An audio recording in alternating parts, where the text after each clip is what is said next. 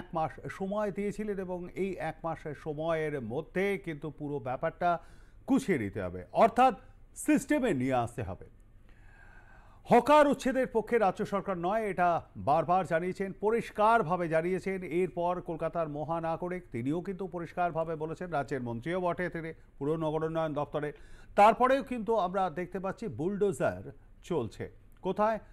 খাস অনুব্রত মণ্ডলের জায়গায় পঞ্চম দিনে উচ্ছেদ অভিযান অব্যাহত।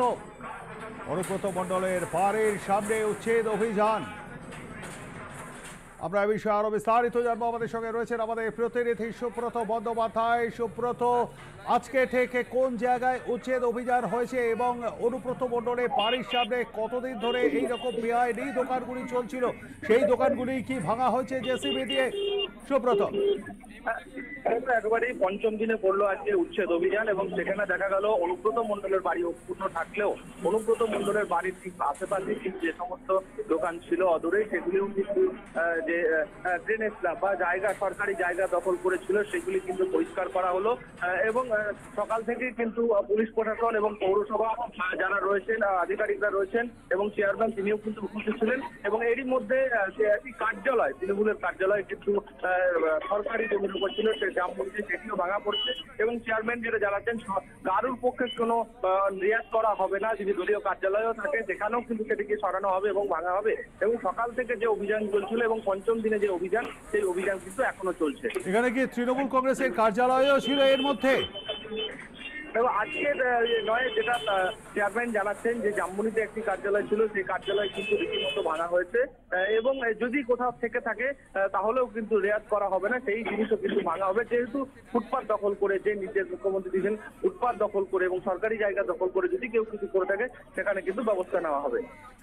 কিন্তু প্রশ্ন তো উঠছে সুব্রত, যে মুখ্যমন্ত্রী মমতা বন্দ্যোপাধ্যায় পরিষ্কার বুলডোজার চালাবার পক্ষ নয় এবং তিনি বারবার বলেছেন তাদের সরে যেতে হবে, একটা নির্দিষ্ট অ্যাপ করবেন এবং সেই অ্যাপের মাধ্যমে একদম দেশের শীর্ষ আদালত সুপ্রিম কোর্টের নির্দেশ মেনে হকাররা ব্যবসা করবেন।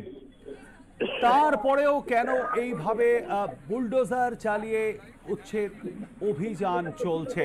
সুব্রত, দেখো, একেবারেই আমরা যখন এসডিও মহকুমা শাসক যেদিনে ছিলেন তিনি কিন্তু যেটা বলছিলেন যে তারা কিন্তু যে হকার উচ্ছেদের বিরুদ্ধে হকারদের বিরুদ্ধে নয়, তাদের নিয়ে কিন্তু একটি কমিটি হয়েছে এবং সরকারি জমি আজকেও কিন্তু চেয়ারম্যান কর্ণাগর সেটা জানাচ্ছেন যে সরকারি জমি অধিগ্রহণ করে যারা ব্যবসা করছে বা ফুটপাত দখল করে যারা ব্যবসা করে তাদের বিরুদ্ধে কিছু ব্যবস্থা নেওয়া হবে এবং মাইকিং কিন্তু করা হচ্ছে এবং দেখা যাচ্ছে সকাল থেকে যে ভাঙা হচ্ছিল যে পঞ্চম দিনে পড়লো সেই মুখ্যমন্ত্রীর নির্দেশের পরেও কিন্তু বলা চলে এখনো পর্যন্ত আজকে পঞ্চম দিন পড়লো সেখানে কিন্তু ভাঙচুর মানে এক কথায় বলা চলে যে উচ্ছেদ অভিযান, সেই উচ্ছেদ অভিযান কিন্তু চলছে। ধন্যবাদ আমাদের সঙ্গে থাকবার জন্য। কথা বলছিলাম আমাদের প্রতিনিধি সুব্রত বন্দ্যোপাধ্যায়ের সঙ্গে।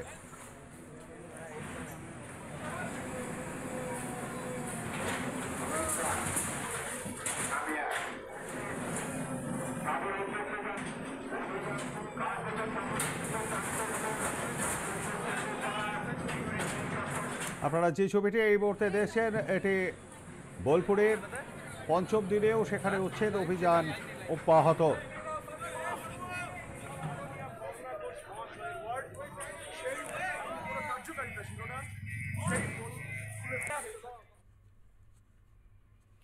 প্রশাসন